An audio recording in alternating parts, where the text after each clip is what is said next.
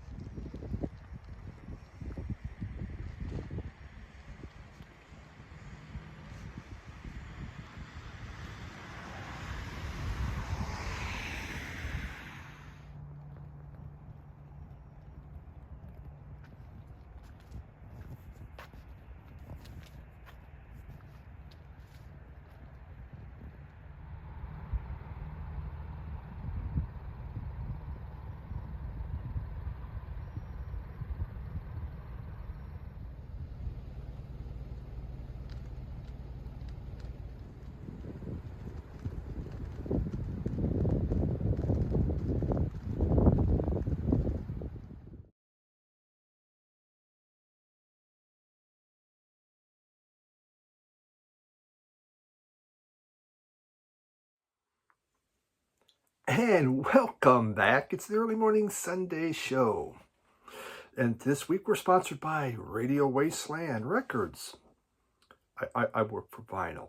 Actually, I'll mention him because I do have a podcast with Jim, the owner of it. Two guys talking about records. Check that out.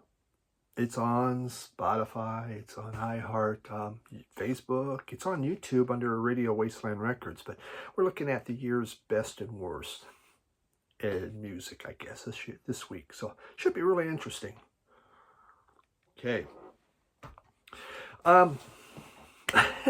Did everyone have enough vinyl tag? There's now 6 of them out there. 6. Let's see. We got vinyl tag. We got Stunty's alternative vinyl tag. There is Beatles tag. There is punk tag, jazz tag.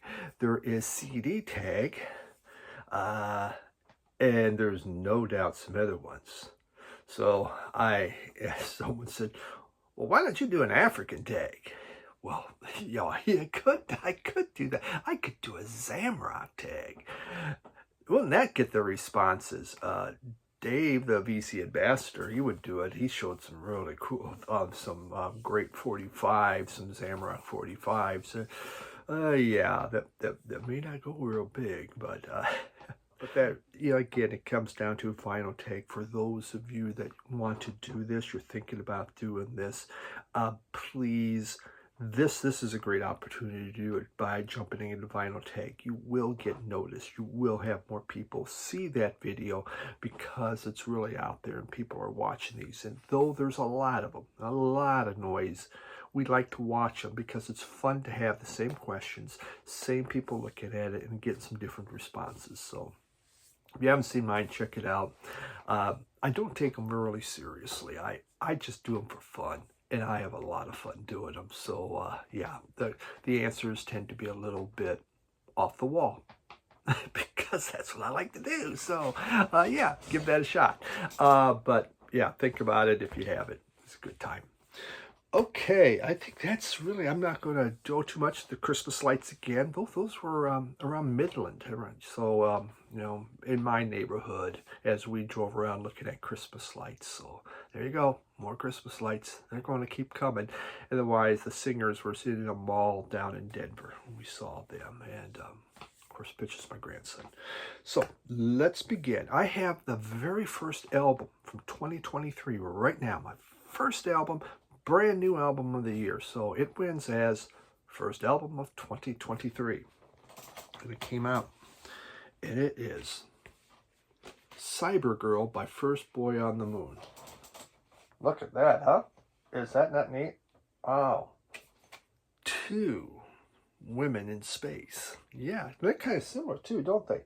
This is from Luna, a Luna t-shirt. Is this not striking? Is this not the coolest looking album cover? This is the second album by First Boy on the Moon. The first one was this here. And this has beautiful blue vinyl. This has beautiful red vinyl. Both of these. The lead singer and the man behind First Boy on the Moon is Dave Pedrosa. He's worked as a graphic artist. Can you tell? These are stunningly beautiful album covers. I mean, they're just incredible. So, this was my favorite album of the year a couple years ago. I think in 2021 when this came out. This was by far, and still I've never put this away. It has always been out in front because I listened to it constantly too. Constantly, because it was so hooky. Just so much fun pop. The guitars are great, the vocals are great, and never have put it away. Now these are only available on Bandcamp, by the way, so that's where you have to find them. But they are on Bandcamp. The other one wasn't for a while. It was hard to get, but now you were able to. So we have this, and again, as I said, the vinyl, this beautiful red. So the second album, the first one was more poppy. This still has incredible guitar hooks. The vocals are great, fantastic on it. But this time it deals with more serious matters. A lot of it was written during the pandemic. So let's say that wasn't as happy of a time. We deal with sadistic relationships. There's mass murder. There is suicide. There's surveillance techniques, technology. Oh, for goodness sakes, Cat. Can you hear that? He is just like crabby. Hold on. All right, he decided to come in instead of sit there and yell. All right, you're going to sit. We're talking about First Boy on the Moon, okay? So the subject matter is much more serious on this. And it's very interesting because of that. There's some really cool stuff. This one here, First Boy on the Moon, is there's a song, First Boy on the Moon, is about his son. On this one, Cyber Girl is about his daughter. And his concern was, as he watched her, she's always on the phone. She's always looking at that. And there is a visual mental health concern right now, as people seem to be addicted to phones. They're looking at them too much. It's screwing up eyesights and stuff. And so, he's just kind of, what's going on? And David, he lives in Sweden. He's from California originally, but lives in Sweden. He went there, to work and everything, and, married there. I remember in Sweden back in maybe the beginning of the century. We went there and to visit relatives, but we were in Stockholm. We were in a museum. And there was a bunch of kids coming through, a school group. All of them had cell phones back then, and all of them were looking at them. And this wasn't going on in the U.S. yet. And I'm looking at it, I go, look at that. I mean, these kids are addicted to the phones. What is wrong with that? That is so crazy. And I go, I looked at my wife, goes, that's going to happen to our boys here eventually in the U.S. It's going to spread, and it has. So, but he deals with that. So, the very first song, Dreamer. I mean, it's just the guitars are great. Lots of hooks, a lot of great guitar hooks. But Dreamer deals with a sadistic relationship. Hot Fun in the City was written during the pandemic. And, he takes Hot Fun in the City, kind of, the Sly Stone, Hot Fun in the City. But then he sings, but not now. But not tonight. It's going to be hot fun in the city, but not tonight because of the pandemic that was going on. Generation suicide, about how it's just happening more. It's more frequent. Afterlife, just, it deals with, just, is there really an afterlife? Doesn't matter, the seriousness of it. There's songs that dealt with drugs. I'm Eye on You, surveillance technology. So a lot of serious stuff to a little quieter songs. Oh, look at the cat. Hey, what's going on there? There's a hand. But it's still done with that same beautiful guitar work that was in the first Boy on the Moon album. And David's vocals are great. Just so impressed with this. I just delighted to have it. It was really cool as he almost didn't do this.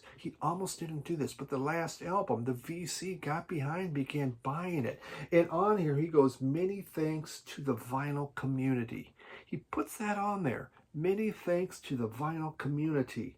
Is that not neat?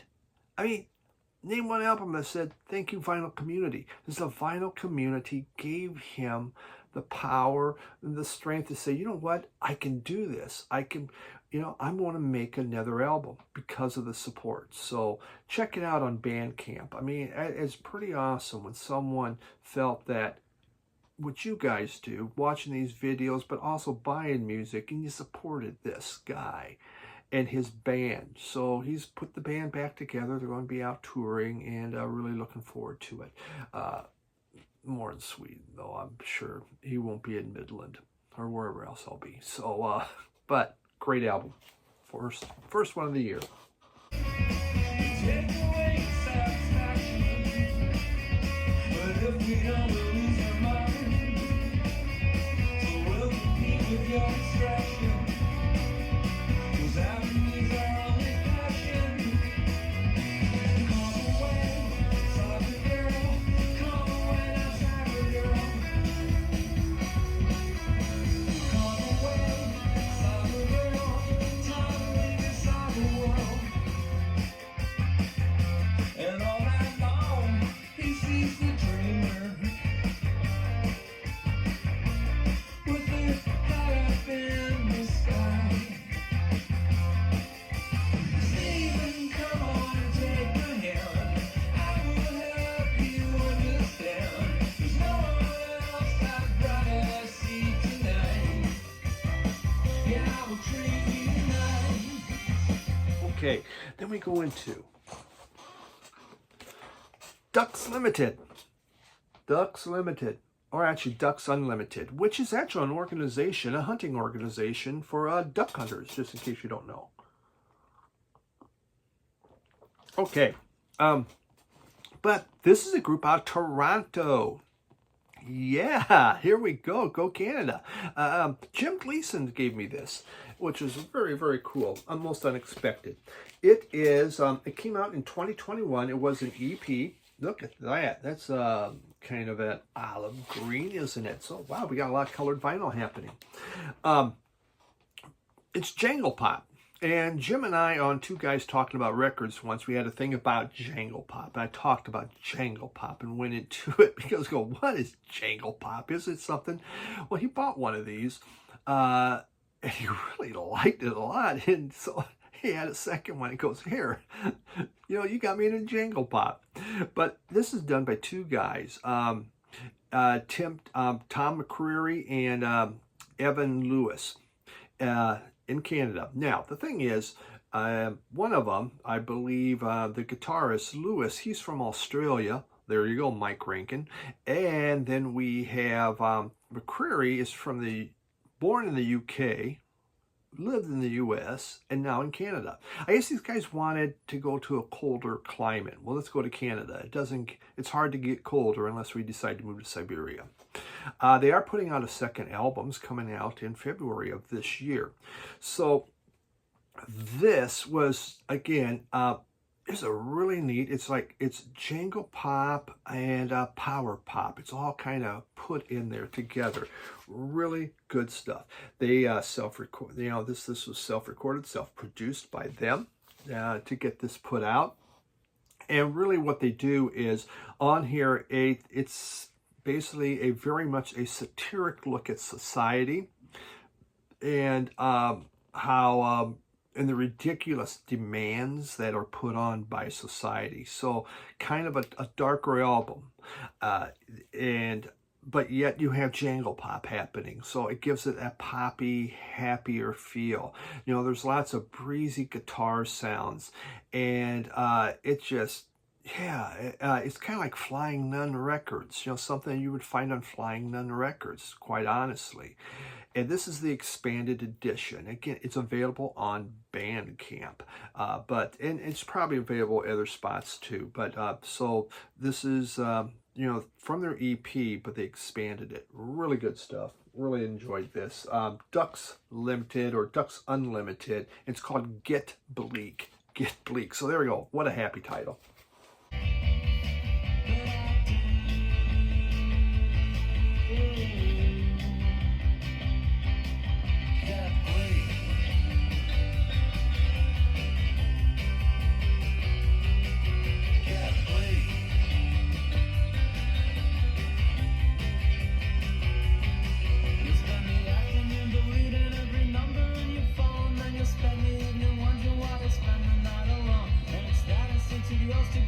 Okay, the next one.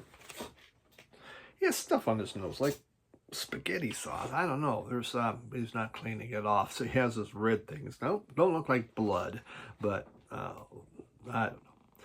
Leonard Cohen from Quebec. There's another Canadian album.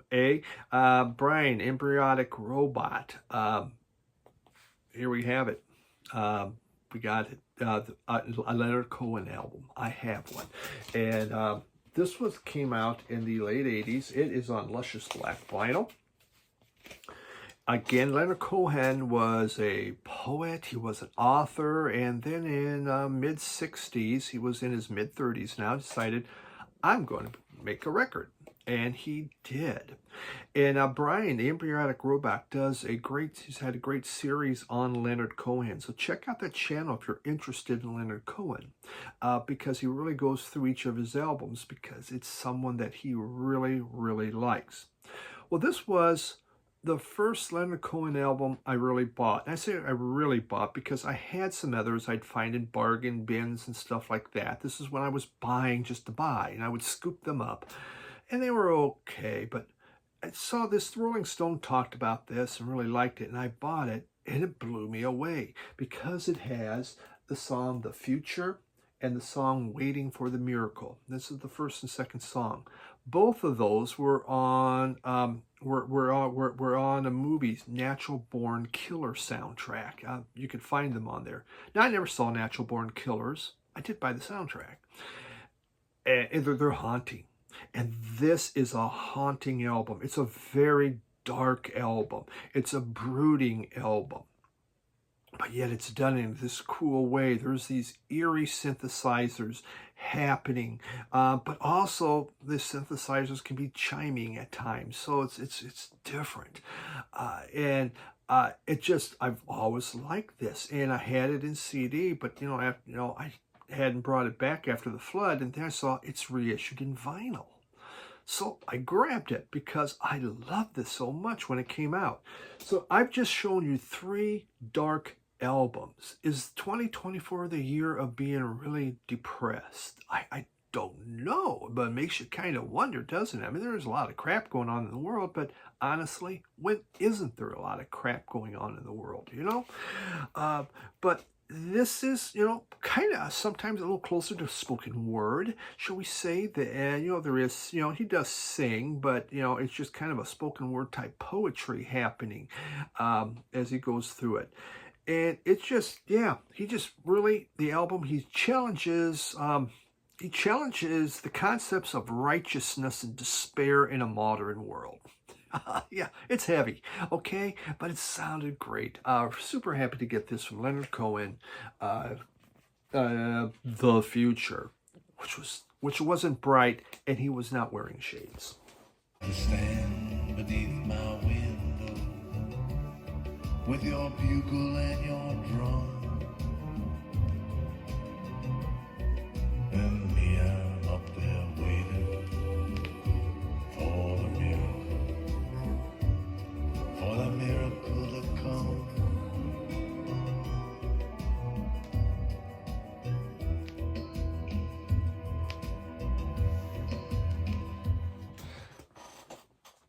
Let's lighten it up. Luna t-shirt you used to be able to see, but now there's a cat in the way. And so this is Luna Park. This is the very first album that Luna put out. It's their 1992 debut. Well, they re-released it, and it's a 2-album set now. We have demos on the other ones. So the second side is all demos, plus a Christmas single called Eggnog. And I did not listen to that for Christmas. I adore Luna. This is one of my all-time favorite groups. I have this in a box set, but it's one of those groups that I will buy, okay? And I did. Luna was like the first alt supergroup. Maybe not the first. I can't say that, but they were an alt supergroup. And I say that because the bassist was Justin Harwood. He was from the Chills. The drummer is Stanley Desmith from the Feelies. And of course, the guitarist and vocalist, Dean Wareham, and he's from Galaxy 500. 3 incredible groups. And later, you know, they expanded. Britta Phillips came in, and eventually Dean and her got married. This is just, it's beautiful. It is, shall we call it, elegance and cool is probably the best way. You know, it begins with the song Slide, and I'll play you a sample of that. But the very first lyrics you get of this is, you can never give the finger to a blind man. That is just catchy as all get out, I'm telling you. But there's just this slow motion guitar happening, a very melodic bass, and just a hyperactive drums happening. It's beautiful stuff. And we got a little whatever, you know. It's not a post. Oh, it's the inner sleeve. Is it the inner sleeve? Yeah, it is an inner sleeve. There's 2 albums though. I only saw 1 inner sleeve. All right. So we have that. We have. Oops. Boom. All right. Cat abuse. I know. I'm going to get arrested now. Okay. And this is just, you know, really nice. You know, even, Warren was a big fan of television. You know, we're both confused as the tension of television. You have anesthesia. There's just this quiet beauty about it. Just an incredible debut album from Luna. Their next 2 albums were just their peaks. So wonderful stuff. Glad to see the reissue.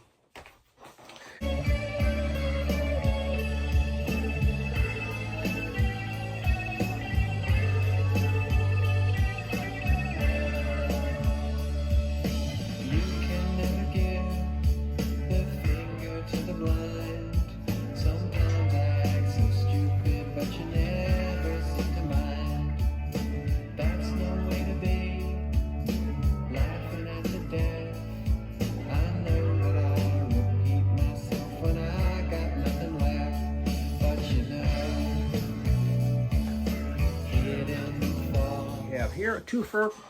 Let me get them. Dead Kennedys.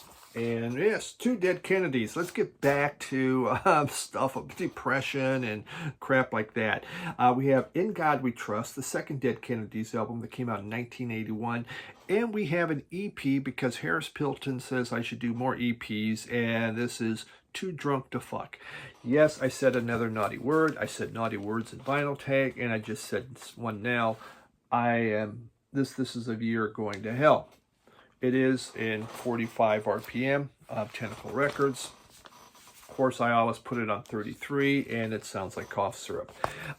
This album here, I'm telling you, he's pissed. Jello Biafra, the Dead Kennedys, just comes out swinging. He's not subtle about his lyrics. He's very upfront. Religious vomit, moral majority, hyperactive child, dog bite, Nazi punks, fuck off. We got a bigger problems now. But he does lighten it up with Rawhide. And you can see here, we got the Ku Klux Klan there. You know, Jello Biafra hated hippies. He's from Boulder, Colorado. But he couldn't stand hippies, couldn't stand the punk music coming out of San Francisco. So he decided, I'm going to start a punk band in San Francisco, and it's very much a left-wing punk band. And so he came with this. He held no punches. He's right in your face. His voice is not for everyone. It can be almost operatic, kind of high, a little bit harsh, but this is hardcore punk, and he really came out with their second album. We have this. This is their EP. Again, it has Too Drunk to Funk and The Prey, and it is, I didn't even bother taking it out of the plastic, and it is off again. Yeah, nothing much there. That's part of the album cover here. It looks like stickers, so an EP. Dead Kennedys. I enjoy the Dead Kennedys. If you want something really in your face, the Dead Kennedys.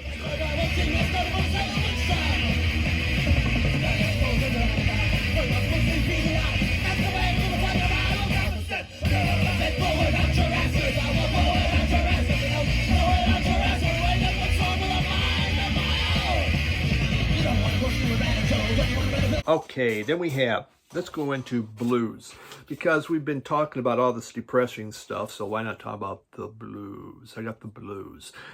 This is from Son House, 1963. Son House is on one side, J.D. Short is on the other side.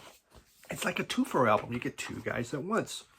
You know, Son House, he was born in '02, started off on Folkways as a minister, but then got into the blues in his mid-20s. And he went around with Charlie Paxson, and they went around and played together. He was highly influential to Robert Johnson. He was highly influential to Muddy Waters and many, many other performers. In the early 40s, Alan Lomax found him, did some recordings of him. But he was still kind of in obscurity down in the Delta. During the blues revival, they found him again. He came back up, and he recorded this in '63. So you have that. This is very acoustic. This is acoustic blues. J.D. South also was born in '02. More obscure. He had kind of disappeared for 2 decades, the 40s and the 50s. But again, they found him. He died in '62. They had recorded this already, and then he had a heart attack and passed away. So it's just two great Delta bluesmen. I found this out there. It was just, it even has a bullet hole or a hole punch. I like to call them bullet holes. That makes me sound cooler. So I found this at Dearborn Records, and I thought, I love the blues. I just don't buy enough of it because I buy too much other stuff. But great stuff. And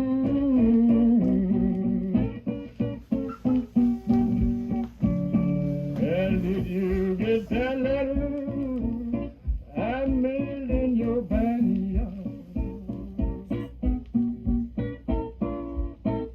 Oh, that I mailed in your backyard. And final one, a Buck Rogers, Buck Owens album. I saw this on clearance. I thought, well, what's this going to be about? Bridge Over Troubled Water. I'm not a huge fan of the song Bridge Over Troubled Water, quite honestly. We had to sing in choir all the time as a kid. It's just like one of those things you had to do. I like Johnny Cash's version of it because June Carter's the backup, and she had died before that album came out. So when she starts singing her backup, it's like, she's dead. She's dead. She's singing. It was ghostly. But Buck Owens, he takes the music of Simon, Paul Simon, Bob Dylan, of Donovan, and does a lot of that. And really, the Bakerfield sound kind of disappears on this. There's a couple of them. You're going to hear the Telecaster of, going on, but of Don Rick, but not a lot, and much more subtle. And, some of the background vocals, the Buckaroos do them. They're not the best at some of these. They're a little bit, I don't know if I like that as much. But this thing was super cheap, and I'm a fan of Buck Owens. It came on clear vinyl. And, yeah, I know, you're getting antsy here. Yeah, it's okay. This was an okay album. But it just doesn't have the Bakersfield sound that I truly, truly adore and love, which is why I really love Buck Owens. So just kind of a look at it, different things. This is more subdued. It is more serious because he was not a fan of the Vietnam War. Most country artists were supporting the troops, supporting Richard Nixon. Owens was not. And so he takes this harder look at things, and again, a little more of a downer album. I pretty much showed you, except for Luna, a lot of downer. Wow. But most of the downer had happy poppy kind of things, like First Boy on the Moon does, like Ducks Unlimited. So, it's happy downer. Not this one. If you will stay with me within my loving arms, the sunshine of your life just called to say goodbye. It hit you like a All right, bolt. that's what we got for this week. Thank you. Have a good week. Bye.